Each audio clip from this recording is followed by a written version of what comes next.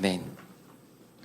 아마 이 전교인 수련회가 마치고 난 뒤에 많은 부서와 또 많은 성도님들께서는 여러 가지 고민들을 시작하게 되셨을 것 같습니다. 요즘 청년부에서는 매주 유행어처럼 뭔가 공동체에 대한 얘기가 나오거나 뭔가 우리가 연결된다라는 말만 나오면 누군가가 올가닉 처치라고 이렇게 외칩니다. 그래서 우리가 올가닉 처치지 맞지, 그걸 기억하면서 같이 청년부 모임을 갖고 있는데요. 한 몸, 한 소망, 한 교회, 이 교회에게 주신 하나님의 말씀이 우리 안에 깊은 울림이 되고 이제 우리가 그렇게 부름받은 교회로서 어떻게 살아가야 할까를 고민하게 되었다라는 것이죠. 이제 우리에게 본격적으로 시작된 일이 있습니다. 그것은 우리 모두 각자 한 명 한 명이 교회로 부름받았다라는 것입니다.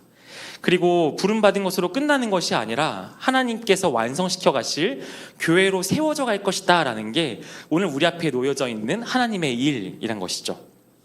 그런데 여러분, 문제가 있습니다. 그 수련회 동안 정말 노력해서 정말 좋은 관계를 유지하고 안에 있는 막 아쉬운 것들, 섭섭한 것들도 많이 있었겠지만 표현을 최대한 자제하면서 그래, 2박 3일은 짧으니까 이것만 넘어가자, 빨리 집으로 가서 쉬면 되지, 여러 가지 마음을 가지고 아마 집으로 돌아오셨을 수도 있습니다. 그런데 우리가 교회로 모일 때마다, 우리가 어떤 사역을 할 때마다, 우리가 무엇인가를 만나고 일을 진행할 때마다 우리 모두는 한 가지를 경험하게 되는 것입니다. 그것이 무엇입니까? 바로 공동체 안에서 하나 되기 어려운 여러 가지 상황들을 보게 되는 거죠. 누군가의 한마디가 나에게 너무나 큰 상처가 됩니다. 나와 잘 맞지 않는 여러 가지 방법들을 가지고 이 사역들과 이 상황들을 진행하려고 이야기하고요. 또 가정에서의 여러 가지 문제, 또 현실의 여러 가지 문제들, 이 여러 가지 것들이 내가 정말 하나님의 부르심 받은 교회로서 살아가는 데에 참으로 어렵게 느껴지고 우리 마음 가운데에서 도대체 난 뭘 해야 되는 걸까? 이런 상황 가운데 내가 선택해야 되는 것은 무엇일까? 여러 고민들을 하게 되는 것이죠. 오늘은 그 이유에 대해 함께 살펴보고 우리 모두가 붙들어야 하는 답을 함께 찾아보려 합니다. 교회를 다니지만 아마 아직 구원을 받지 못한 사람, 또 진실한 신자가 되지 못한 사람, 조금 더 교리적인 용어를 사용하면요, 이 교회 안에는 아직 회심하지 못한 사람이 있을 수 있다라는 거예요. 교회라는 곳에 온 지 얼마 안 된 분도 계실 수 있고요, 또 어렸을 때 교회를 다니셨다가 다시 나아온 분도 계시고요, 또 아주 오랜 시간 동안 교회에 다니시면서 오늘 이 자리에 앉아 계신 분도 있습니다. 저를 포함한 모든 분들께 반드시 들어야 할 질문이 있습니다. 그것은 여러분들은 회심을 하셨습니까? 라는 질문이에요. 이 표현은 하나님을 모르던 상태에서 하나님께로 돌아와서 진실로 하나님을 믿는 자가 되었습니까? 라는 질문입니다. 나는 진실한 신자가 되었을까? 나는 진짜 회심을 했을까? 라는 질문인 것이죠. 이 질문의 의미가 무엇인지 오늘 이 말씀을 통해 함께 살펴보기 원합니다. 전도를 하는 분들을 보면 흔히 볼 수 있는 사용하는 표현들이 있어요. 그게 뭐예요, 여러분? 예수님을 믿으면 행복해집니다 라는 말이에요. 어떤 이쑤시개에도 써 있고요, 물티슈에도 써 있고요, 휴지에도 써 있고 여러 가지에 써 있습니다. 예수님을 믿으면 행복해집니다 라고요. 이것을 나누면서 교회에 다니면 예수님을 믿으면 행복해져요 라는 여러 가지 이야기들을 하는 것이죠. 만약에 그렇게 말하는 전도지든지 사람들이 말하는 행복이 있다 한다면 오늘 성경에서 이야기하는 성도의 행복도 있습니다. 성경 마태복음 5장 5장에는요 8복이 나오는데요, 성경에서 이야기하고 있는 성도의 복은 이런 것입니다. 심령이 가난한 자, 의에 줄이고 목마른 자, 의를 위하여 박해받는 자, 애통하는 자, 화평케 하는 자 등등, 이것들이 바로, 이것들을 두고 성경은 행복합니다 라고 이야기했다는 거죠. 이것이 바로 하나님 나라의 시민으로서의 삶에 누릴 수 있는 행복이라는 거예요. 이런 표현으로서 예수님을 믿으면 행복해집니다라는 표현으로서 전도지를 돌리고 또 그런 것들을 나눈다면 너무나 얼마든지 사용할 수 있는 좋은 표현입니다. 그러나 만약에 예수님을 믿으면 행복해집니다라는 말이 세상에서 말하는 보통 사람들이 표현하는 그런 물질적인 차원에서의 행복과 똑같은 표현이라면, 똑같은 의미라면 우리는 예수님을 믿으면 행복해진다는 표현을 쉽게 사용하면 안 될 것이다 라는 거예요.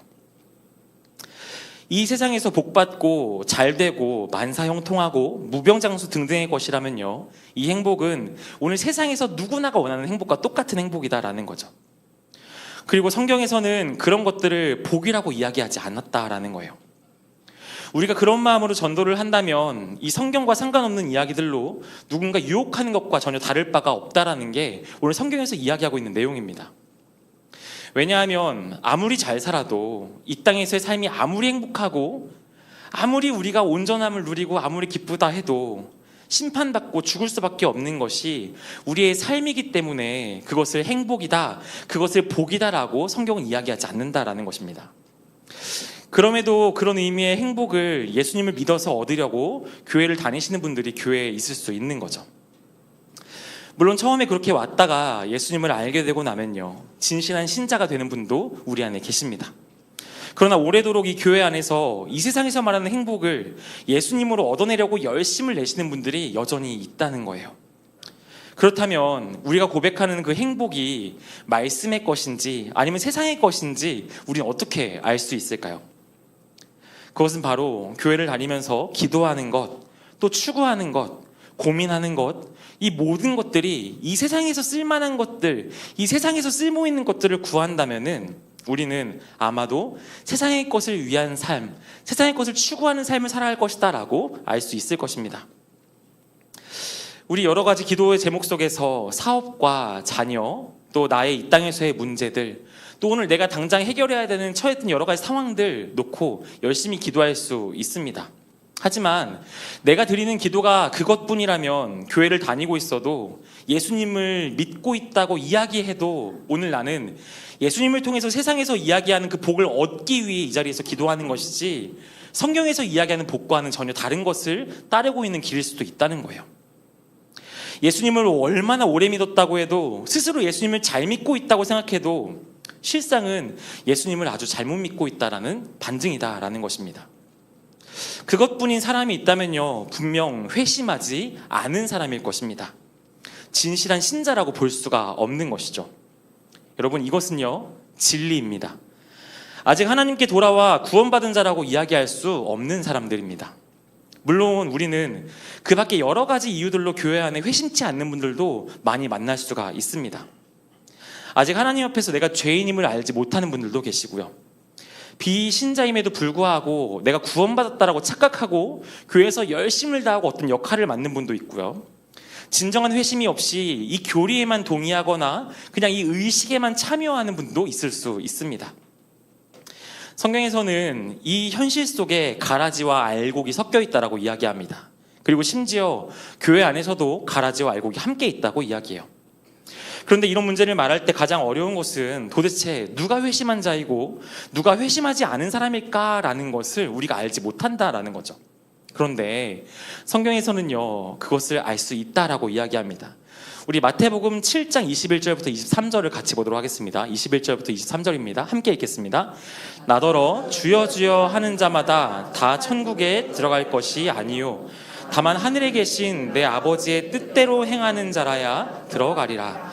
그날에 많은 사람이 나더러 이르되 주여 주여 우리가 주의 이름으로 선지자 노릇하며 주의 이름으로 귀신을 쫓아내며 주의 이름으로 많은 권능을 행하지 아니하였나이까 하리니 그때 내가 그들에게 밝히 말하되 내가 너희를 도무지 알지 못하니 불법을 행하는 자들아 내게서 떠나가라 하리라. 어떤 사람이 자신이 아주 회심했다라는 확신을 가지고 살았다고 합니다. 그리고 그 확신을 가지고 죽어서 하나님 앞에까지 나아갔습니다. 그런데 정작 그 하나님 앞에 섰을 때 하나님께서 뭐라고 말씀하시냐? 내가 너를 도무지 알지 못한다라고 말씀하신다는 거예요. 자신의 회심했다는 이 거짓된 확신을 죽음 이후까지도 가져갈 수 있다는 것이 성경에 이야기하는 내용입니다.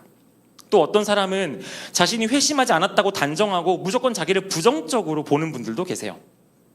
그런 가운데 정작 회심한 사람은 자신을 회심하지 않은 경우로도 볼 수 있다라는 거죠. 반대로 회심치 않은 사람도 스스로 회심했다고 생각하면서 거짓된 안정감 속에서 교회 생활을 하는 분들도 있을 수 있습니다. 아마 이분들은 열심히 봉사하고 섬기고 또 헌금도 드리고요, 선행도 아주 많이 할 것입니다. 그러나 여러분, 이것들로 인하여 구원받을 수 있는가라고 묻는다면 말씀은 이것을 기본적으로 거부합니다. 다른 데서는 열심을 하고 선행을 하면 의롭다라고 인정을 받습니다. 이분 아주 좋은 분이야. 아주 칭찬받을 분이야. 우리 회사에 또 우리 팀에 이분이 있어서 정말 너무 좋아. 아주 그냥 행복해 라고 이야기 듣고 참 의롭다는 얘기 들을 수 있다는 거예요. 그러나 이 교회 안에서 이 말씀 안에서만큼은 절대로 그런 모습들로 인하여 그것을 구원이라고, 구원받을 수 있는 기준이라고 이야기하지 않는다라는 거죠. 그런 것들을 통해 내가 잘 믿고 있다고 아마 착각을 하고 있는 사람일 수도 있다는 거예요. 그런데 여러분, 더 안타까운 것은 무엇입니까? 우리의 신앙의 생활에 있어서 회심이라는 것이 무엇인지도 모르고 그냥 신앙생활을 하는 분들도 우리 가운데 있을 수 있다는 거예요. 회심이 무엇인지, 이것이 성도에게 왜 있어야 하고 왜 필요한지, 교회를 다니면 다 회심한 사람이고 구원받은 사람이라고 생각하는 사람들도 있다는 거예요. 나는 예배에 나오고 있으니 구원받은 사람이야. 나는 오늘 예배 드렸으니까 구원받았을 거야 라고 생각하는 분들이 있다는 거예요. 오늘 여러분들께 드리는 질문입니다. 여러분들은 회심이 무엇인지 아십니까? 여러분들 회심을 느끼고 회심을 깨닫고 예수님을 믿기 이전 상태에서 돌이켜서 분명히 예수님을 믿게 된 이 전환이, 하나님께 돌아온 이 변화가 여러분의 삶 가운데에, 또 우리의 삶 가운데에 이것이 있는가라는 거예요. 예수님을 믿는 자란 다르게 말하면 회심한 자라는 뜻입니다. 예수님을 믿는 자, 구원을 얻은 자라는 표현들은 모두 다 회심한 자를 지칭하는 표현들이라고요. 세상에서는 교회만 다녀도 예수님을 믿는 자, 저 사람은 예수님 믿는 사람이야, 저 사람은 뭐 이렇게 믿음 좋은 사람이야 라고 교회만 다녀도 세상에선 이야기합니다. 그러나 성경의 정확한 의미로는 교회를 나온다는 것만으로 예수님을 믿는 자이지 않을 수 있다라고 이야기한다는 거예요. 좀 더 정확한 표현으로는 회심한 자가 바로 예수님을 믿는 자라는 거예요. 그 누구도 이 회심이 없이는 예수님을 믿는 자가 될 수가 없습니다. 그리고 이 회심이 없이는 구원을 받았다라고도 말할 수 없다라는 것이죠. 교회를 오래 다니면 열심히 봉사하고 많은 것들을 섬기면 구원을 받고, 또 이런 여러 가지 삶으로 내가 예수님을 믿는 것이라고 회심했다라고 생각하는 것은요, 너무나도 아니란 생각입니다. 이것은 영원한 운명이 달린 이 회심의 문제를요, 너무나도 쉽게, 너무나도 가볍게 생각하고 있는 이야기예요. 그러다 보니 이 회심의 이야기를 강조하거나 진지하게 생각해 보는 것은요, 우리에게 너무나도 어렵고 무거운 일처럼 느껴지는 것이죠. 저에게도 마찬가지입니다. 저는 매주 너무 즐겁고 기쁘게 유초등부 아이들을 만나고 그 아이들과 함께 예배드리고 있습니다. 그리고 오후에는 너무 사랑스러운 청년들과 함께 예배드리고 신방하고 교제하고 있습니다. 저희 사역을 보면 이런저런 사역들이 굉장히 스무스하게 잘 흘러가는 것 같아요. 그리고 정말 어려울 거라고 생각했던 어떤 청년들과의 만남 속에서 정말 부드럽게 이렇게 저와 한 5시간 정도 대화하고 이렇게 행복해하고 집에 돌아가는 청년들을 보면 아주 기쁩니다. 여기 어디 이렇게 있는데 아무튼 기쁩니다. 저는 너무 기뻐요. 5시간이 한 5분처럼 느껴지는 정말 너무 행복한 청년부에 오시면 그런 청년들 만나실 수 있습니다, 여러분. 이런 상황을 보면 관계도 좋고 청년들과 만남도 너무 좋고 뭔가 사역도 잘 흘러가는 것 같고 이런 것 좋은 것들로서 저희를 바라볼 때면 사역이 꽤나 잘 진행되고 있구나라고 느끼는 거죠. 그런데 여러분, 이것은 너무나 아니란 생각이라는 거예요. 어떤 아니람입니까? 우리 청년부에는 회심이 일어나고 있는가? 우리 청년부에는 죄된 상태에 있던 자녀들이 정말 하나님을 알고 하나님으로 살아가기 위해 고군분투하는 삶을 살아가는 청년들이 있는가?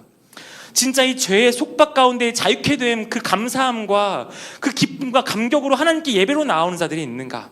우리 유초등부 아이들 중에는 그냥 교회라는 문화 속에 나와서 그냥 이 문화를 그냥 느끼고 누리는 것을 넘어서서 이 말씀이 내 인생 속에 다가와 나의 생명을, 나의 영혼을 붙들어내시는 그 하나님의 은혜를 경험하고 있는가? 우린 물어야 한다는 거예요.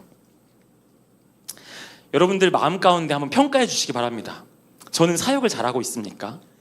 우리 유초등부는, 우리 청년부는 지금 좋은 공동체가 맞습니까? 라고요. 저는 계속해서 묻고 있습니다. 우리 청년부에, 유초등부에 이 회심이 일어나고 있는가? 우리 유초등부 선생님들 안에 그 영적인 변화와 이 목마름이 해갈됨이 경험되어지고 있는가? 진짜 하나님의 그 생명수가 지금 우리 가운데 나눠지고 있는가? 계속해서 찾아 헤매고 또 계속해서 그것을 구하고 있는 것이죠. 여러분, 어떤 사람은 너무 쉽게 이야기합니다. 교회를 안 나오던 분인데 그분이 예수님을 믿겠다고 하면 그거 구원받은 거 아닐까라고요. 그런데 여러분, 이런 생각들이 바로 이 구원의 문제를 너무나 쉽고 가볍게 만드는 이유들이에요. 왜 이게 중요하냐면요, 이 구원의 문제를 너무나도 깊게 파고드는 사람들이 있기 때문이에요. 그 사람들을 뭐라고 부르냐면요, 우리는 이단이라고 부릅니다. 이단은 다른 게 아니라 바로 이 구원의 문제를 가지고 성경을 깊이 파고 연구합니다. 그리고 이 구원의 문제에 대한 기준들을 자기 방식대로 끼워 맞추기 시작하는 거예요. 요한계시록의 이야기를 가지고 와서 여러 가지 이야기들을 짜맞추면서요, 자신들만의 구원론을 만드는 거죠. 아마 이제 한꿈 성도님들은요, 이 요한계시록 이야기가 두렵지가 않을 것입니다. 그리고 누가 14만 4천 명 안에 들어가야 돼 해도, 야, 웃기지 마, 이 자식. 혼난다, 너. 아주 그냥 어디 그냥 그거 다 알아, 나도. 이렇게 하실 거예요, 아마. 14만 4천 명에 대한 이야기, 전혀 두렵지 않은 이야기죠. 24장로에 대한 이야기. 누가 우리 24장로 중에 17번째 장로가 수원에 있는데 그 장로님 한번 만나보자. 진짜 기가 막혀. 시끄러 임마. 이렇게 혼난다 너. 이렇게 해줘야죠. 여러분, 이젠 두렵지 않으실 거예요. 왜요? 그 말씀의 의미를 알고 있기 때문에요. 근데 지금도 이단들은 이런 의미들을 가지고 자기들만의 구원을 짜맞추면서 부모를 구원시키기 위해서는 너가 그 집에 있어서는 안 돼. 나와서 함께 살며 전도해야 되라고 청년들을 꼬셔내고 있습니다. 그리고 지금도 그 가정을 무너뜨리는 게 이단들이라는 거예요. 여러분, 이 전통의 교회는 이 구원의 이가 왜인지 너무나도 가볍게 여기고 쉽게 여겨집니다. 그냥 교회만 오면 구원받은 성도일 거라고 너무 쉽게 이야기를 해요. 그런데 우린 이렇게 가볍게 여기는 이 구원에 대한 이야기들이 어떻게 그 이단에서는 그렇게도 연구할 대상이고, 이 구원으로 인하여서 누군가 삶이 망가지고 무너지고 또 그렇게도 이것에 어떤 소망을 걸고 생명을 걸고 살아가게 하냐라는 것이죠. 교회의 모든 시작은요, 한 점에서부터 시작합니다. 어떤 점입니까? 바로 구원이라는 점에서 시작해요. 교회의 모든 것은 이 영원이라는 것과 연결되어 있습니다. 그냥 나오는 것, 그냥 섬기는 것, 그냥 앉아있는 것, 그냥 행하는 것이 아니에요. 그냥 우리가 이 자리에서 이런 게 좋대, 이렇게 하면 된대라고 하는 것이 아니라 그 영원의 하나님을 우리가 누리고 알기 위하여 그 모든 것들과 다 연결되어 있다는 거죠. 영혼의 문제가 무엇인지, 이것은 어떻게 해결되는 것인지, 이것이 나눠지지 않을 수가 없는 게 바로 교회라는 거예요. 우리는 이런 진리 안에서 영혼에 대해 피할 수 없습니다. 누군가 물을 수 있어요. 야, 죽어도 그냥 끝나는 거 아니야? 영혼이 어디 있어? 영혼 그거 진짜 있는 거야? 영혼이 뭔데? 라고 질문할 수도 있습니다. 그러나 여러분, 우리 이런 질문을 갖는 그 모든 사람은요, 모두가 다 죽음 앞에 당도합니다. 그리고 그 죽음 뒤에 무엇이 있을지 아무것도 모르는 상태에서 그 죽음 뒤를 살아내야 되는 것, 그것이 우리 모두의 이야기라는 거죠. 그러니 이 회심의 문제 없이는요, 이 구원이라는 것, 이 영생이라는 것, 이것은 회심 없이는 지나갈 수도 없고요, 마주할 수도 없고 넘어갈 수도 없는 문제라는 거예요. 그렇기 때문에 교회는 이 회심을 빼고는 무엇도 이야기할 수가 없다라는 것이죠. 예수님을 믿는 그 과정 안에서 가장 먼저 해결해야 될 것이 있다면요, 그것은 바로 회심의 문제입니다. 자신의 구원에 대한 문제입니다. 자신이 알던 모르든 간에 인간에게 가장 우선적인 것은요, 자신의 죄로부터 구원을 얻는 것입니다. 다르게 말해서 이것을 우리는 회심이라고 이야기하죠. 이 세상의 모든 것, 즐거운 것, 행복한 것, 이룰 것, 누릴 것 등등 그 모든 것들이 우리에게 있다고 해도요, 이 모든 것은요, 죄로부터 구원을 얻은 것을 해결받고 난 이후의 문제예요. 생명을 가지고 있지 않은데 이 세상을 누리는 것은요, 우리가 속는 것입니다. 이건 세상의 거짓말에 속아 놀아나는 거예요. 회심하여 구원을 얻는 것은 지금 우리의 영원한 생명을 얻는 문제입니다. 다른 것은요, 여러분, 다 일시적입니다. 건강도 일시적인 것이고요, 우리의 생명도 일시적인 것이고요, 또 우리의 삶에 있는 직장도 대학교도 심지어 내가 만나고 내가 살아가는 이 모든 사람들도 다 일시적인 문제들입니다. 다 왔다가 다 소화되고요, 다 사라질 것들인 거죠. 그런데 여러분, 생명은 그렇지가 않습니다. 이 생명이란 것이 없다면 다른 어떤 것도 누릴 수 있지가 못하다는 거예요.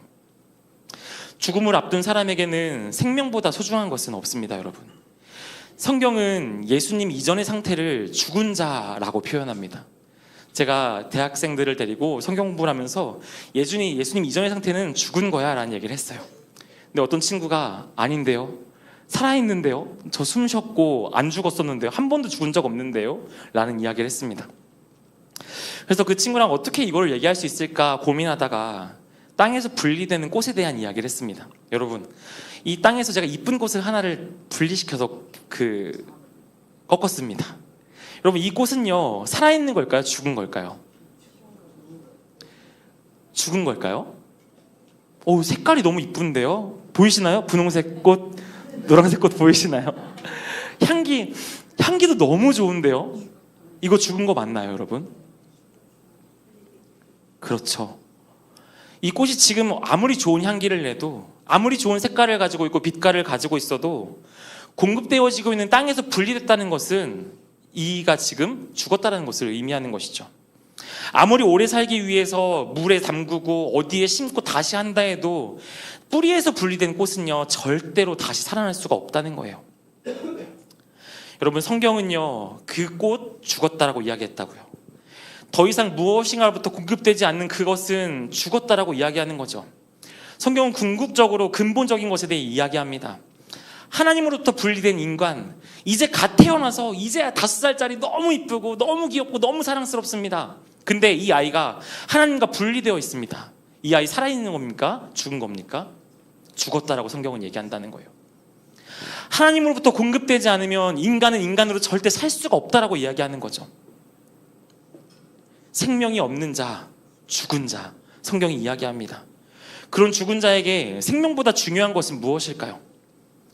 이 5살짜리 아이, 6살짜리 사랑스러운 아이가 하나님과 분리되어 있습니다. 죽어 있습니다. 그 아이에게 중요한 것은 무엇일까요? 좋은 유치원 보내는 것일까요? 좋은 학교 보내는 것일까요? 좋은 옷과 좋은 신발을 신겨서 어린이집에 보내는 것이 이 아이의 인생에 중요한 일일까요? 성경은 그렇지 않다라고 이야기하는 거예요.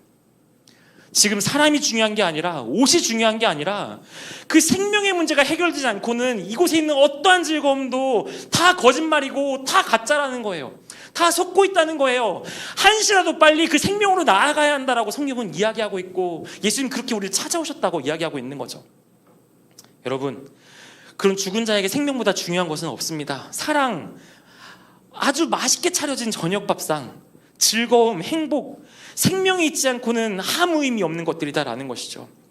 예수님을 믿어서 참된 생명을 얻기 전까지는 이 세상에서 내가 어떤 집을 살아도, 어떤 아파트를 살아도, 어떤 직장을 가져도, 한 달에 월급이 얼마가 생기고 내가 얼마나 안정적인 곳을 살고 있다고 해도 그 생명이 있지 않다면 이 세상의 어떤 것도 죽은 자 앞에 놓인 진수성찬일 뿐이지 나에게 어떤 의미도, 어떠한 소망도, 어떠한 생명도 주지 못하다라는 것이죠.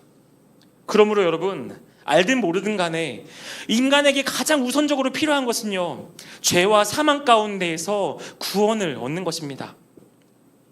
바로 이 회심을 통해 구원을 얻는 것, 그것이 인간에게 가장 중요한 것이다라는 거죠. 여러분, 그럼 너무 궁금합니다. 계속해서 지금 계속 회심 이야기를 하는데 회심한다는 것은 무엇일까요? 회심을 교리적으로 간단하게 말씀드리면요, 회개하는 것과 믿는 것입니다. 오늘 우리가 읽은 이 말씀이 이 회심에 대해 너무나 잘 설명해 주는 본문이에요. 실제로 회심을 경험한 데살로니가 교회 사람들의 경험을 가지고요, 오늘 말씀이 이야기하고 있습니다. 우리 그 말씀을 한번 같이 보기 원합니다. 여러분도 잘 아시겠지만 이 데살로니가의 배경이 있습니다. 사도 바울이 복음을 전하러 그리스 지역 데살로니가 지역에 가서 복음을 전했습니다. 정확히 3주 정도 복음을 전했어요. 그런데 사람들의 반대와 박해가 너무 심해지니까요, 거기서 쫓겨나게 된 것이죠. 그런데 3주밖에 복음을 전하지 못하고 떠났는데 그 복음을 듣고 이전에 하나님을 전혀 모르고 우상을 섬겼던 데살로니가 사람들이 하나님을 믿게 되었고 회심하게 되었다라고 기록하고 있습니다. 심지어 회심한 신자들이 복음을 전하고 자기들 안에 놀라운 구원의 역사가 일어남을 경험하고 찬양하고 예배했다는 거예요. 그리고 그 소문이요 넓게 멀리 퍼지기 시작했죠. 그 퍼진 소문이 바로 오늘 내용의 본문입니다. 그렇게 회심한 데살로니가인들에게 과연 어떤 일들이 일어났을까요? 우리 9절 10절을 한 번 더 천천히 같이 읽어보도록 하겠습니다. 같이 읽겠습니다. 그들이 우리에 대하여 스스로 말하기를 우리가 어떻게 너희 가운데 들어갔는지와 너희가 어떻게 우상을 버리고 하나님께로 돌아와서 살아계시고 참되신 하나님을 섬기는지와 또 죽은 자들 가운데서 다시 살리신 그의 아들이 하늘로부터 강림하실 것을 너희가 어떻게 기다리는지를 말하니 이는 장래의 노하심에서 우리를 건지시는 예수시니라. 아멘. 그럼 9절 말씀 한번 같이 볼까요? 회심한 데살로니가인들 가운데 어떤 일들이 일어났습니까? 그들이 우상을 버렸다 이야기하죠. 그런데 사실요, 이 우상을 버리기 이전에 일어나야 할 사건이 하나가 더 있습니다. 그것은 무엇이냐면 바로 우리가 어떻게 너희 가운데 들어갔는지라는 의미예요. 우리가 어떻게 너희 가운데 들어갔는지. 바울이 말 타고 갔을까요? 배 타고 갔을까요? 걸어갔을까요?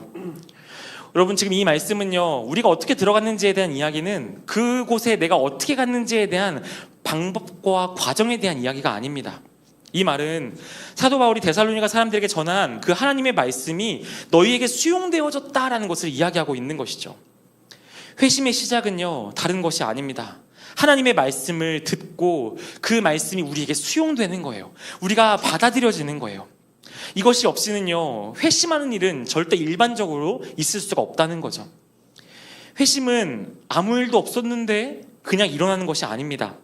나도 알지 못했던 죄악과 나의 모습이 이 말씀을 받아들이는 그때에, 이 말씀이 내게 들어오는 그때에 알게 되어지고 깨달아지는 것이 바로 회심이에요. 그리고 더 나아가서 그런 나의 죄를 용서하시는 그리스도의 은혜를 받아들일 준비를 동시에 하게 되는 것이죠. 하나님의 말씀이 없이는 이런 반응은 결단코 일어날 수가 없습니다. 하나님의 말씀을 통해 우리는 그동안 하나님을 생각하지 않았고 하나님을 사랑하지 않은 것이 악한 죄악이란 것을 깨닫게 됩니다. 예수님을 믿기 전에는 이 세상에서 말하는 그 정도의 죄, 남들에게 악하게 안 하면 죄가 없고 의로운 사람이야, 난 떳떳한 사람이야 라고 생각했던 나의 삶이 있었는데, 그래서 성경의 말씀을 들을 때에 하나님이 나에 대한 이런 계획을 가지셨고 나를 이렇게 사랑하셨고 나에 대한 이런 뜻이 있으셨는데 내가 그렇게 하나님을 가볍게 여기고 하나님을 멀리하며 그분을 나의 왕으로 모시지 못하고 내가 주인 되어져서 오늘을 살아갔구나라는 것을, 그 말씀을 들을 때에, 그 하나님을 알게 될 때에 깨닫게 된다라는 것이죠. 어떤 사람도 우리에게 죄인이라고 이야기하지 않습니다. 손가락질하지 않았어요. 근데 말씀을 듣는데 그 하나님 앞에 내가 너무나도 작아짐을 경험하게 되는 거예요.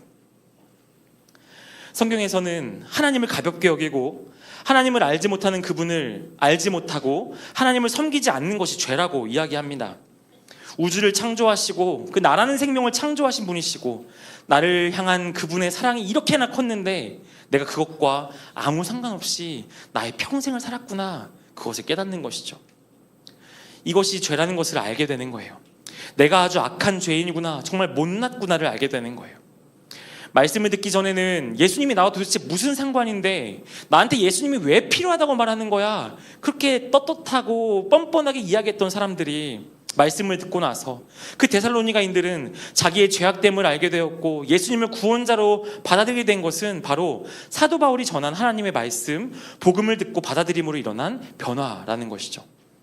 회심의 과정에는 그렇게 하나님의 말씀을 듣고 자신이 얼마나 죄인임을 깨닫고 그 죄로부터 구원받고 싶다는 갈망이 생겨지는 것입니다.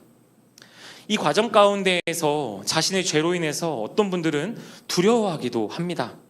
내가 지금까지 몰랐구나, 내가 지금까지 한 번도 이런 감정을 느낀 적이 없었는데 너무나 두렵다라는 정서를 느끼게 되는 거죠. 어떤 분들은 슬퍼하기도 합니다. 말씀을 들을 때, 기도할 때 이 하나님의 사랑이, 나의 죄악이 깨달아질 때 울기 시작합니다. 여러분, 왜 그럴까요? 이것은 내가 죄인이라는 것을 알게 될 때, 나 같은 사람에게도 구원의 길이라는 것이 있다는 것을 깨닫게 되었을 때 나타나는 반응이라는 거예요. 여러분이 믿는 교회, 여러분이 믿는 말씀, 우리가 함께하는 이 기독교라는 것은 좋은 생각, 좋은 마음, 긍정적인 사고방식, 참 힐링과 치유와 회복, 여러분 이런 것으로서 일어나는 변화가 아닙니다. 좋은 마음을 갖고 좋은 생각을 해서 나타나는 게 아니에요. 참된 말씀 앞에 참된 변화가 생긴다는 거예요. 그런 일이 생기는 것은 하나님의 말씀을 듣는 자 안에 성령 하나님께서 역사하시기 때문에 일어나는 반응입니다. 어떤 분들이 이런 표현을 많이 하셨던 것 같아요. 야, 예수님을 믿을 바에 내 주먹을 믿어라 라고요. 근데 그런 분들 회개하고 목사님 되시는 거 저 봤습니다. 이전에 사역했던 교회에서 한 청년이 있었어요. 제가 사역했던 교회가 강남 송파 이쪽에 있습니다.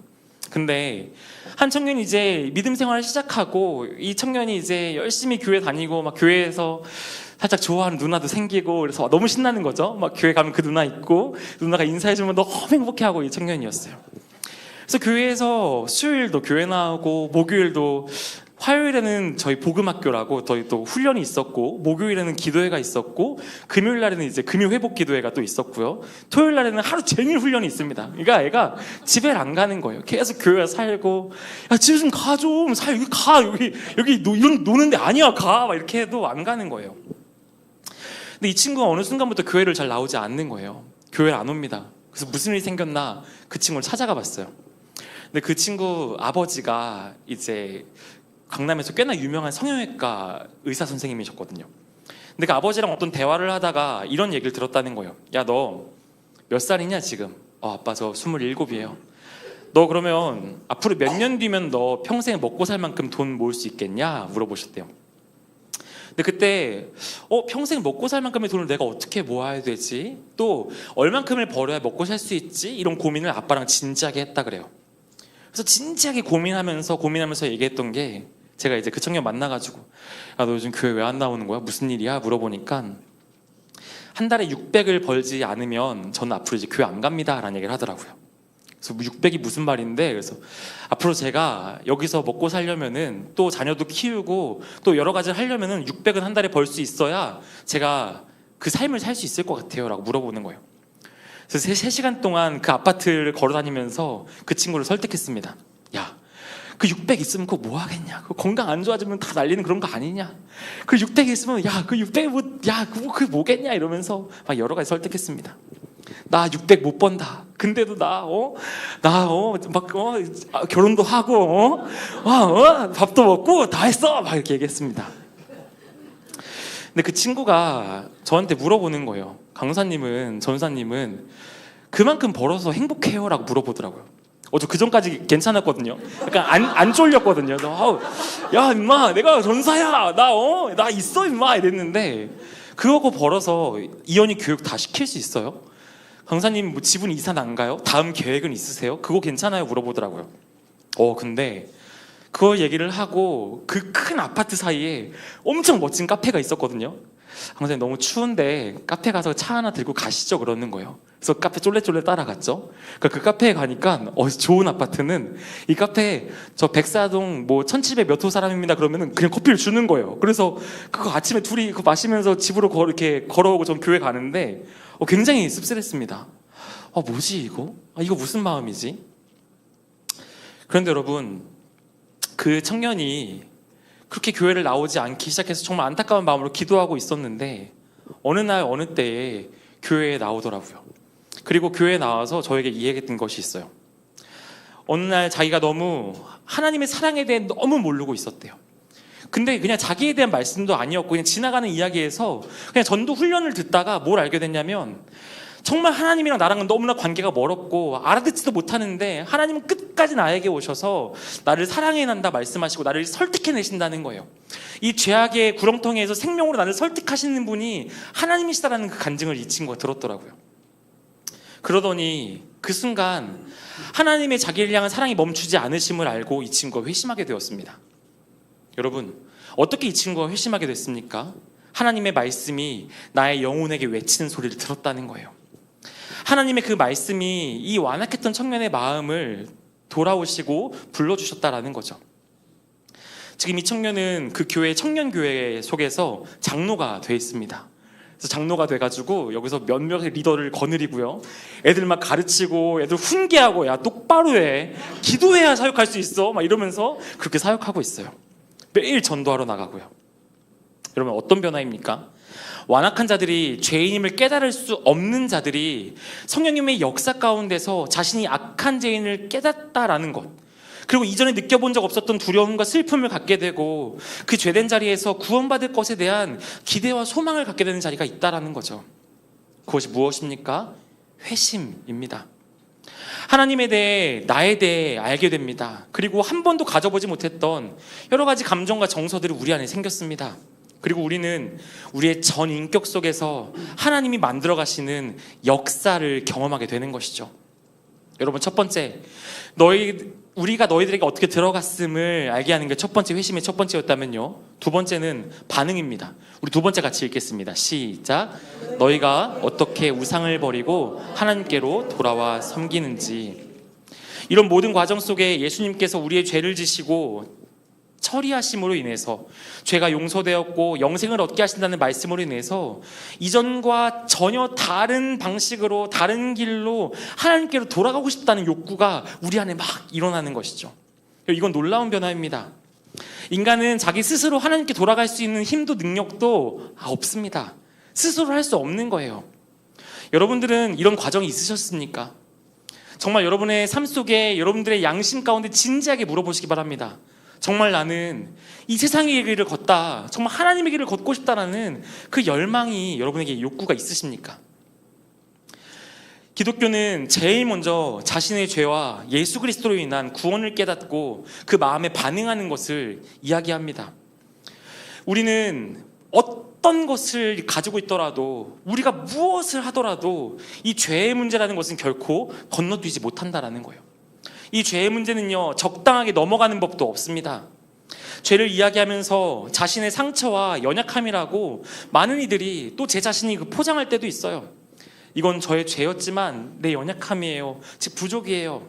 그런데 여러분, 이런 여러 가지 합리화를 제가 했다고 해도요, 이 죄라는 것이 저에게 있어서 건너가거나 뛰어넘겨지지 않는다라는 거예요.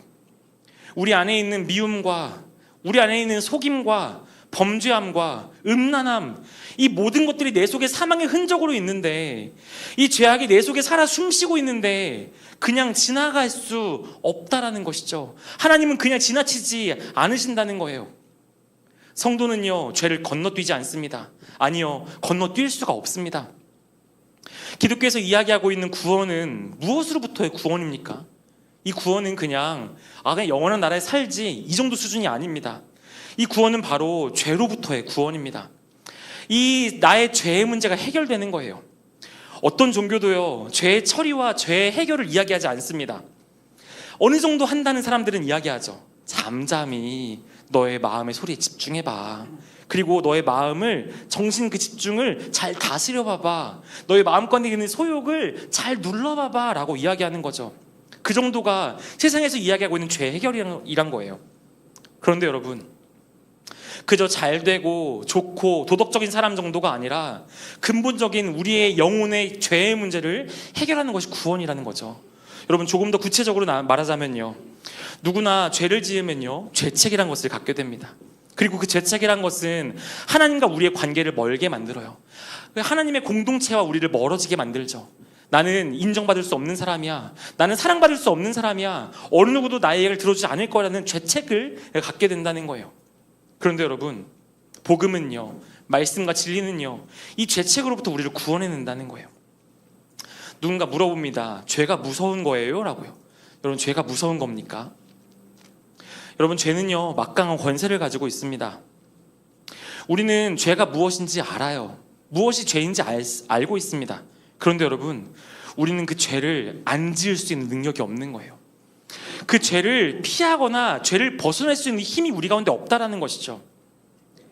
그것을 알고 아는데도 또 당하는 게 우리라고요. 이것이 죄의 무서움인 거죠. 이 마음이 옳지 않은 것을 아는데 우리는 또 감정적으로 행동합니다. 내 마음에서 외치고 있는 나의 생각과 나의 기준을 가지고 누군가를 판단합니다. 누군가를 정죄합니다. 비판하고 비난해요. 그냥 내 주인이 여호와 하나님이 아니라 내 주인이 내가 되어서 내 눈에 보이는 것, 내 귀에 들리는 것, 내 마음에 떠오르는 것을 가지고 내 마음대로 살아가는 것, 여러분, 그것이 바로 죄의 모습인 거죠. 그 결과가 어떻습니까? 그렇게 누군가를 판단하고 누군가 비판하고 정죄할 때에 관계가 깨지기 시작하죠. 그 관계 속에서 하나님의 역사하심을 소망하거나 하나님의 은혜를 나눌 수 없는 관계가 되어집니다. 점점 멀어지고 점점 나를 하나님으로부터 함께하고 함께 붙들어 줄 수 있는 사람들과 멀어지게 되는 거예요. 여러분, 죄는요, 하나님과 우리를 멀게 만들고요, 공동체와 우리를 멀어지게 만들고요, 공동체를 깨기 시작한다라는 거죠. 죄에는 힘이 있습니다. 그렇기 때문에 우리는 그 죄의 권세로부터의 구원이 필요한 자들이다라는 거예요. 또 죄는요, 반드시 대가를 요구합니다. 죄는 저주를 합니다. 자기 죄에 대한 형벌을 받는 거죠. 내가 죄된 대로 행동하면 내 모든 것을 잃어버릴 수밖에 없는 것이에요. 지금 당장 그것을 붙들고 당장 그것으로 기쁨으로 살아갈 수 있는 것처럼 느껴지지만 결국은 나의 모든 소욕으로, 나의 모든 욕망으로 다 깨져버리고 망가져버리는 것, 그것이 바로 죄의 저주인 것이죠. 이 모든 죄는요, 하나님의 심판을 받게 하는 것이기 때문에 결국 우리는 하나님의 심판을 피할 수도 건너뛸 수도 지나칠 수도 없다라는 거예요. 히브리서 9장 27절은요 이렇게 이야기합니다. 우리 함께 읽겠습니다. 한 번 죽는 것은 사람에게 정해진 것이요 그 후에는 심판이 있으리니.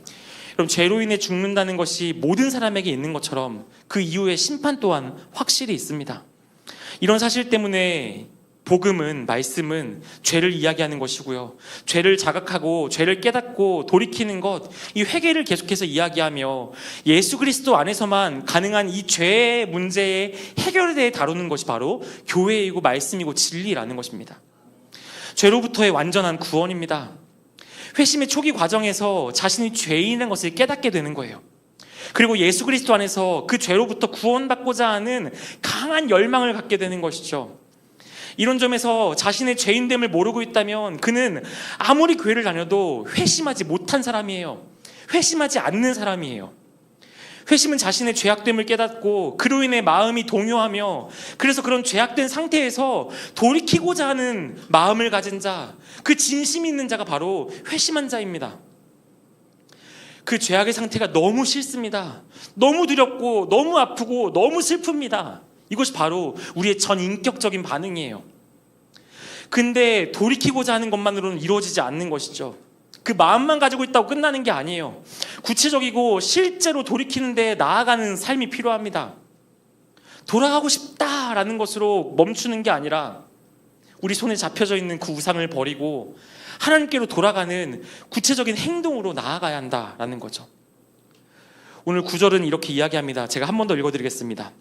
그들이 우리에 대하여 스스로 말하기를 우리가 어떻게 너희 가운데 들어갔는지와 너희가 어떻게 우상을 버리고 하나님께로 돌아와서 살아계시고 참되신 하나님을 섬기는지와. 데살로니가 성도들은 돌이키고 싶은 마음을 넘어서 오늘 우상을 버리고 참되신 여호와 하나님께 돌아갔다라고 말씀이 이야기하고 있습니다. 사랑하는 여러분, 오늘 여러분에게 다시 한번 질문합니다. 여러분은 우상을 버리고 하나님께로 돌아오셨습니까? 우상을 버리고 그 참되신 하나님을 섬기고 계십니까? 하나님의 통치와 그 하나님의 법과 규칙 가운데에 여러분의 삶을 묶으셨습니까? 우상을 버리고 하나님께로 돌아오는 그 불가능한 것들이 우리 안에 계신 성령님의 역사하심으로 말미암아 우리에게 일어났냐라고 묻고 있는 거죠. 여기서의 우상은요, 우리의 마음을 쏟는 대상입니다. 동시에 그 우상은요, 나를 지배하는 것이죠. 우상을 버린다는 것은 우리 스스로 일어날 수 있는 어떤 마음도, 어떤 의지도, 어떤 기적 같은 일도 아니에요. 그럴 수 없어요. 하나님께로 돌아오기 전에 인간은 각자 하나님을 대신하는 자기만의 우상을 모두가 가지고 있습니다. 돈, 학업, 관계, 내 감정, 나의 안정감, 나의 계획, 나의 목표, 이런 여러 가지 것들을 내가 숭배하고 나를 지배하는 그 모든 것들을 다 섬기고 있는 것이죠. 무엇이 되었든지 나를 충족시킬 수 있는 것을 찾는 것입니다. 나를 행복하게 할 만한 것을 찾는 거예요. 나를 불편하게 할 만한 것들을 치워버리는 거예요. 그리고 내가 원하는 것들로 나의 마음과 나의 삶을 꾸며내는 것이죠. 우리는 그것을 뭐라고 이야기하냐면요, 우상 숭배라고 이야기합니다. 그 모든 것에 지배를 받는 것이 바로 우상입니다. 그런 의미에서 가장 강력한 우상은요, 바로 우리 자신입니다. 이렇게 사역을 하다 보면 여러 상황 가운데에서 중재해야 되는 상황이 생겨요. 그래서 이 청년한테 가서, 야, 이 친구가 진심으로 그러진 않았을 거야. 한번 용서해 주자. 한 번만 우리 용서해 주자. 찾아갑니다. 그런데 여러분, 그런 얘기를 하다 보면은 저한테 이야기하는 거예요. 강목사님, 제가 지금 이렇게 힘든데 제가 또 왜 그걸 왜 해야 되는 거예요? 라고 묻습니다. 내가 이렇게 어려운데 내가 왜 예수님을 믿어야 되는 거예요? 라고 묻는 거죠. 누군가는 난 이렇게 살았고 난 이런 모습이었고 내가 이렇게 그냥 태어난 건데 내가 왜 예수님을 따르고 그분을 닮아가며 그분의 이끄심을, 그분의 통치를 받아야 되는 것인가? 라고 묻는 거예요. 하나님께 돌아오기 이전의 상태는요, 인간들은요 다 자기 자신이 중요합니다. 내가 우상이에요, 내가 신이에요, 내가 이 모든 것을 통제할 수 있는 거예요. 그런데 여러분, 회심한 상태는요, 회심한 사람은요, 조금 다르게 말하면 예수님을 믿는 사람은요, 조금 더 말하면요 구원받은 사람은요, 그 사람과 똑같이 살 수 있는가라고 묻는 것이죠. 여전히 내가 주인 될 수 있는가? 여전히 나의 감정이, 나의 기준이, 나의 계획이 이게 주인 될 수 있는가? 여전히 나의 어떠한 버릇이, 나의 연약함이, 나의 이런 상황들이 나의 주인 될 수 있는가?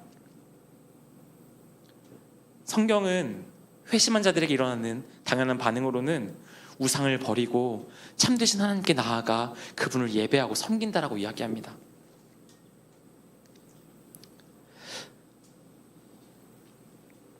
우상을 버리고 하나님께 돌아오는 일은 바로 하나님의 말씀을 듣는 가운데서 성령 하나님께서 우리의 마음을 움직이실 때에만 일어날 수 있는 일이에요. 그래서 회심하고자 예수님을 믿는 자는 하나님의 말씀 가운데에서 성령님의 역사를 기대하는 것이죠. 목회자로서 또는 오늘 말씀을 가지고 여러분 앞에 선 자로서 저에게도 쉬운 방법이 있으면 좋겠습니다. 강사님, 어떻게 구원받습니까? 어떻게 예수님 믿습니까? 어떻게 하면은 그런 구원의 생명을 누릴 수 있습니까? 쉬운 방법이 있어요. 레위기를 한 10번만 읽어보세요. 계시록을 외우세요. 그럼 정말 할 수 있어요. 그런 방법이 있으면요, 정말 죽을 둥살둥 레위기 10번 읽고 계시록 다 외울 것 같아요. 그런데 여러분, 계시록 10번 읽으면 구원받을 수 있습니까? 계시록을 다 외우면 회심할 수 있습니까? 우리가 회심할 수 있는 방법은요, 쉽게 돌아갈 수 있는 방법 아무것도 없습니다. 바로 그 말씀 속에 성령님께서 역사하시는 방법밖에 없다는 거예요. 그 말씀 속에 내 삶에 부딪히는 수많은 우상들을 경험합니다. 오늘 말씀을 들으면서도 맞아, 이게 내 우상이었지. 맞아, 또 나는 그렇게 무너지고 있었네. 그리고 수많은 것들을 지금 성령님께서 다뤄가고 계시다고요. 그리고 그것을 버리고자 하는 마음들이 이 말씀 가운데에 우리 가운데 일어나고 있는 거예요. 우리는 우리 자신도 놀랄 정도로 절대로 못하고 안 할 것 같은 그 우상을 뒤로하고 하나님께로 돌아오는 일들이 우리의 인생과 우리의 삶 가운데에 일어난다는 것이죠. 그리고 우리의 교회 가운데에 그런 일들이 일어난다는 거예요. 정말 이 세상에 밝은 것을 보고 빛나는 것을 보고 세상의 그 높은 기준 가운데 나의 인생을 맞춰야 된다고 하는 청년의 때에 청년들이 그 세상을 버리고 우상을 버리고 여호와 하나님께로 돌아오는 일이 이 말씀 가운데 일어난다는 것이죠. 여러분에게는 오늘 이런 회심이 있으십니까? 성경은 계속해서 말씀이 들리는 그 성도들에게 외치고 있습니다. 에베소서 24장 22절부터 24절 우리 큰 목소리로 같이 읽도록 하겠습니다. 함께 읽겠습니다. 너희는 유혹의 욕심을 따라 썩어져가는 구습을 따르는 옛사람을 벗어버리고 오직 너희의 심령을 새롭게 되어 하나님을 따라 의와 진리와 거룩함으로 지으심을 받은 새 사람을 입으라. 아멘. 로마서 6장은 이렇게 이야기합니다. 우리 한 번 더 같이 읽겠습니다. 우리가 알거니와 우리의 옛사람이 예수와 함께 십자가에 못 박힌 것은 죄의 몸이 죽어 다시는 우리가 죄에게 종노릇하지 아니하려 함이니 이는 죽은 자가 죄에서 벗어나 의롭다 하심을 얻었음이라. 아멘. 사랑하는 여러분, 한 몸, 한 소망, 한 교회, 이번 여름 우리 공동체 안에 하나님이 100번 외쳐주신 말씀입니다.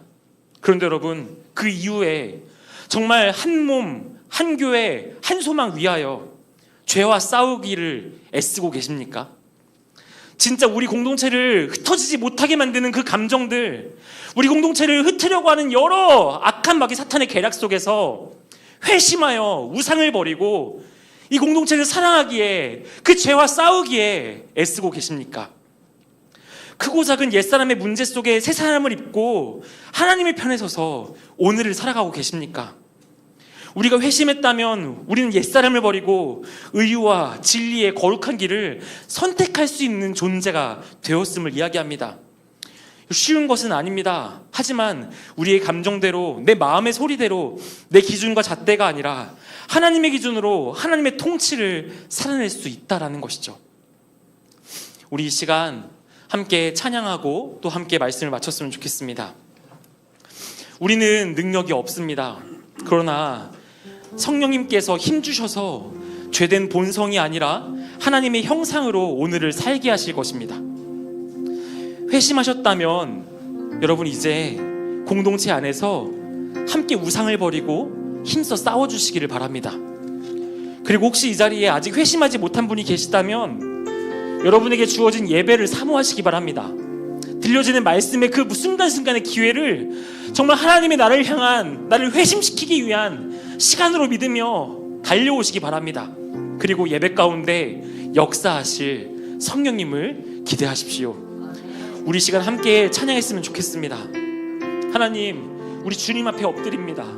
우리의 모든 우상들 다 내려놓고, 다른 신, 나의 감정, 나의 모든 것 다 내려놓고 오직 주님만을 경배하고 주님만을 예배하는 우리가 공동체가 되게 하시옵소서라고 우리 같이 찬양하겠습니다. 같이 고백합시다. 주 앞에 엎드려, 주 앞에 엎드려 경배합니다. 오직 주께 주 경배합니다. 다른 신 아닌 오직 주께. 우리 한 번 더 고백합시다. 주 앞에 엎드려, 주 앞에 엎드려 경배합니다. 오직 주께. 우리는 주님만을 경배합니다. 주 경배합니다. 다른 신 아닌 오직 주께. 우리 함께 믿음으로 고백합시다. 나의 모든 우상들, 나의 모든 우상들, 나의 보좌 모두 다 내려놓고, 나의 모든 우상들, 나의 모든 우상들, 나의 보좌 모두 다 내려놓고 주 앞에 엎드려 경배합니다. 오직 주께. 아멘. 우리 시간 같이 기도했으면 좋겠습니다. 여러분, 우리 가장 먼저는 우리 회심하신 성도님들이 계시다면요, 다시 그 회심했던 나의 죄된 마음과 부어졌던 은혜를 다시 한번 우리 가운데 기억하고 품으며, 주님 다시 그 마음으로 뜨겁게 주님을 사랑하고 주님의 몸된 교회를 사랑하는 제가 되게 하여 주시옵소서. 같이 기도했으면 좋겠습니다. 그리고 아직 이 회심의 의미가 난 잘 모르겠다 하시는 분 계시다면 너무 잘 오셨습니다. 오늘 하나님 예배 자리에 내가 왜 자꾸 서 있는 것입니까? 예배 자리로 왜 나를 부르시는 것입니까? 주님, 나의 영혼 가운데 성령님 역사하여 주시옵소서. 나를 괴롭히고 나를 붙들고 있는 이 죄악의 뿌리 가운데에서 나를 구원하여 주시옵소서. 정말 주님을 섬기며 주님을 따르며 이 세상의 모든 우상이 아니라 주님의 통치 가운데 거하는 주의 백성이 되게 하여 주시옵소서라고 오늘 우리의 영혼과 우리 공동체를 위해 우리 함께 같이 기도하도록 하겠습니다. 같이 기도하겠습니다. 사랑이 많으시고 은혜가 많으신 주님 아버지, 주님 저의 모습을 돌아볼 때, 우리의 상황을 돌아볼 때 주님 제 마음 가운데에 이 사역 속에 과연 회심이 일어나고 있는가, 회심을 소망하고 회심을 기대하고 있는가 모를 때 그렇지 못한 저의 모습을 많이 보게 됩니다. 그냥 이 문제가 잘 해결되면, 그냥 이 관계가 좋으면, 그냥 이 상황이 잘 풀리면 이것으로 만족하고 이것으로 하나님의 일들을 보고 있다라고 착각할 때가 너무나도 많습니다. 아버지 하나님, 정말 주님을 뜨겁게 사랑했던, 나의 죄악을 그렇게 미워하며 아버지 은혜를 구하며 나아갔던 그 회심의 마음을 우리 가운데 부어주시옵소서. 그 회심의 마음으로 공동체를 바라보고 공동체 살아갈 수 있는 제 삶이 될 수 있도록 아버지 역사하여 주시옵소서.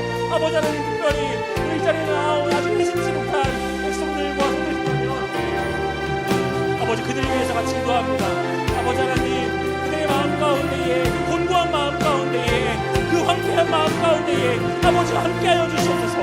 교회를 다니고 있지만 내 마음이 왜 이렇게 공허한가, 교회를 다니고 있지만 왜 이렇게 나는 은혜와 멀리 느껴지는가, 은혜와 상관없이 살아가는 것처럼 느껴지는가, 살아가는 그 주의 백성들을 아버지 지켜 보호하여 주시고, 성령 하나님, 이 예배와 말씀을 통하여서 아버지 그들을 붙들어 주시옵소서.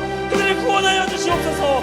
그들의 삶 가운데 함께 하시어 아버지 선하시고 의로운 뜻이 무엇인지, 옛사람을 벗어버리고 새 사람을 입었다는 것이 어떤 의미인지 아버지 알게 하여 주시옵소서. 아버지 하나님의 거룩하시니 아버지 예배 가운데 정체권을 가지고 소망합니다. 주님 아버지, 우리 마지막으로 한 번 더 같이 기도하기 원합니다. 두 가지 같이 기도했으면 좋겠는데요, 첫 번째는 우리 공동체가 회심을 기뻐하고 회심을 소망하는 공동체가 되게 하여 주시옵소서. 같이 기도했으면 좋겠습니다. 세상에서는 그냥 잘 진행되는 것, 그냥 좋은 관계, 좋은 것, 좋은 생각, 좋은 이야기를 나누는 것이 좋다 이야기예요. 그러나 우리 공동체에 그 좋은 것으로 끝나고 좋은 것에 멈춰 있는 것이 아니라 정말 말씀에서 이야기하는 옛사람을 벗어던지고 새 사람을 입어 선하신 하나님을 섬기며 나아갈 수 있는 참된 회심의 공동체가 되게 하여 주시옵소서. 서로의 회심을 위하여 중보하며 누군가의 회심을 위해 기도하며 우리의 영혼이 주님 앞에 어떠한 상태인지를 주님께 묻고 아버지께 엎드려 주님의 은혜를 구할 수 있는 우리 함께 꿈꾸는 교회가 되게 하여 주시옵소서. 눈에 보이는 상황들로가 아니라 그 주님과의 깊은 교제와 관계 속에 그 죄로부터의 구원받은 주의 성도들이 함께 일어나며 함께 예배하며 나아갈 수 있는 우리가 될 수 있도록 이 공동체에서 같이 기도했으면 좋겠고요. 2주 뒤에 우리 특별 새벽 부흥회가 있습니다. 주님, 이 부흥회 말씀으로 충만한 시간 되게 하여 주셔서 부흥회로 나오는 모든 이들이 주님의 은혜를 누리게 하여 주옵시고, 그 예배 속에 성령님의 역사하심을 경험하여 우리 회심을 소망하는, 회심을 위해 기도할 수 있는 우리 모든 공동체 될 수 있도록 역사해 달라고 우리 공동체와 우리 특별 새벽 부흥회를 위해서 같이 기도하며 나아가도록 하겠습니다. 같이 기도하겠습니다. 사랑이 많으시고 은혜가 많으신 주님 아버지, 주님 아버지, 나의 영혼 가운데 주님을 향한 목마름이 있습니다. 주님, 나의 영혼 가운데 주님을 향한 갈망이 있습니다. 아버지, 어느 무엇으도 채워지지 않는 아버지 은혜의 자리가 있습니다. 주여, 나의 왕이 되어 주시옵소서. 주님, 나를 통치하여 주시옵소서. 주님, 나를 다스려 주시옵소서. 그냥 입으로가 아니라 나의 삶이 아버지 통치 가운데 서게 하여 주시옵소서. 가정에서, 사역 속에서, 또 우리 육교자와의 관계 속에서, 교회 속에서 정말 주님의 통치를 입고 주님의 역사하심 아래 살아갈 수 있는 제 삶이 될 수 있도록 아버지 역사하여 주시옵소서. 그리고 주님, 그 공동체 안에 회심에 대한 기회가 없는, 회심에 대한 경험을 주신다면은 아버지 그들 가운데 함께 하셔서 아버지 역사하여 주옵시고, 우리에게 주어진 이 특별 새벽 부흥회가 아버지 놀라운 역사를 경험하는 시간 될 수 있도록, 나의 인생의 회복을 경험하는 시간 될 수 있도록, 우리의 역전하시는 하나님의 놀라운 손길이 오늘 우리 가운데 가득히 나타나 충만케 하는 시간 될 수 있도록 아버지여 역사하여 주시옵소서. 아버지여 우리를 붙드시고 우리 공동체를 붙드시고 아버지 은혜로 능력 사랑으로 역사하여 주시옵소서. 아버지여 인도하여 주시옵소서.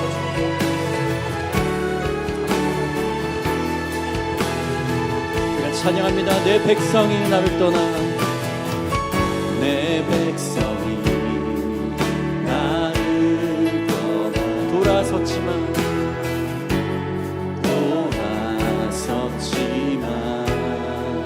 내 사랑이 내 백성을, 내 사랑이 내 백성을 포기 못하니, 포기 못하니 내 모든 것 내어주고 내 모든 것 내어주고 나 그들을 얻으리라. 그들을 얻으리라. 여호와께 돌아가자. 여호와께 돌아가자. 우린 돌아서도 그는 변치 않네. 그는 변치 않네.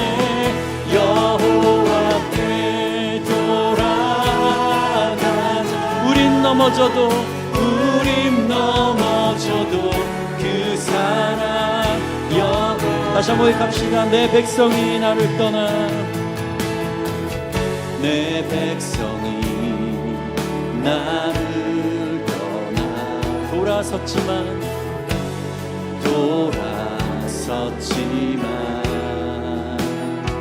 내 사랑이 내 백성을 내 사랑이 내 백성을 포기 못하니 내 모든 것 내어주고 나 그들을 얻으리라. 내 모든 것 내어주고 나 그들을 얻으리라. 여호와께 돌아가자.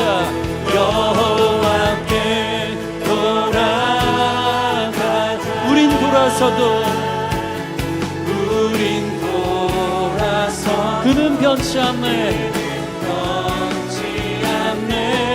여호와께 돌아가자. 우린 넘어져도 그 사랑 여호와께 돌아가자. 여호와께 돌아가자. 우린 돌아서도 그는 변치 않네. 여호와께 돌아가자. 우린 넘어져도 그 사랑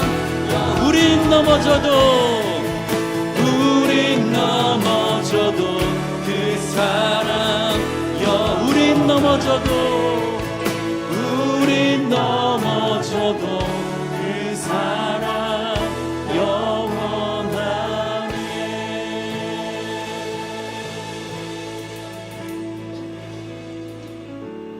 그들이 우리에 대하여 스스로 말하기를 우리가 어떻게 너희 가운데 들어갔는지와 너희가 어떻게 우상을 버리고 하나님께로 돌아와서 살아계시고 참되신 하나님을 섬기는지와 또 죽은 자들 가운데에서 다시 살리신 그의 아들이 하늘로부터 강림하실 것을 너희가 어떻게 기다리는지를 말하니 이는 장래의 노하심에서 우리를 건지시는 예수시니라. 사랑이 많으신 주님, 오늘 교회를 다니며 열심히 주님을 섬긴다고 이야기했지만 사실 우리의 마음 가운데에는 나의 우상들과 나의 기준들과 나의 목적들과 내가 살아가고 싶은 것처럼 내가 누군가에게 보여지고 싶은 여러 가지 모습이 나의 우상이 되어 오늘을 살았습니다. 그러나 주님, 오늘 데살로니가 교회에게 말씀이 전해지고 그 말씀 가운데 성령님이 역사하실 때 그 모든 성도들이 우상을 숭배하던 그 많은 자들이 자신의 우상을 내어던지며 참되신 하나님께 나아와 주님을 섬겼듯이 아버지, 오늘 우리의 심령이 그냥 겉모습으로 좋아 보이는, 그냥 누군가 보기에 참 괜찮아 보이는 우상들을 가지고 그 우상들을 열심히 지키려 살아가는 것이 아니라 오늘 나를 구원하시는 그 여호와 하나님의 은혜를 힘입어 내 우상들을 내어던지고 아버지의 품에 꼭 안길 수 있는, 주님을 향하여 주님께 나아가 주님께 엎드릴 수 있는 우리 함께 꿈꾸는 교회가 될 수 있도록 아버지가 역사하여 주시옵소서. 우리 교회가 회심을 소망하는 공동체가 되게 하여 주시옵소서.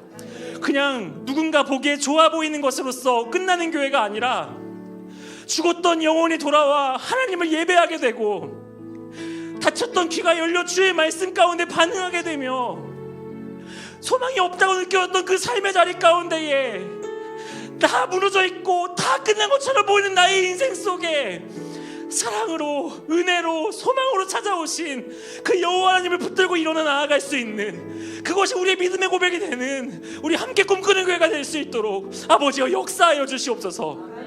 주님, 회심한 자들이 있다면 오늘 우리 가운데에 죄와 싸우기 위해 애쓰는 정말 믿음의 굳센 성도님들 될 수 있도록 붙들어 주시고, 아직 회심을 경험하지 못한 지체들이 있다면 매 예배마다 정말 소망함으로 나오는 그들의 심령을 불쌍히 여겨주셔서, 성령님, 말씀 가운데 데살로니가 교회 성도들이 회심하고 우상을 버리고 나아왔듯이 오늘 우리 교회 가운데에도, 오늘 매주 매 순간 예배 가운데에도 그 주님의 놀라운 역사를 경험할 수 있는 저희 모두가 될 수 있도록 아버지여 역사하여 주시옵소서.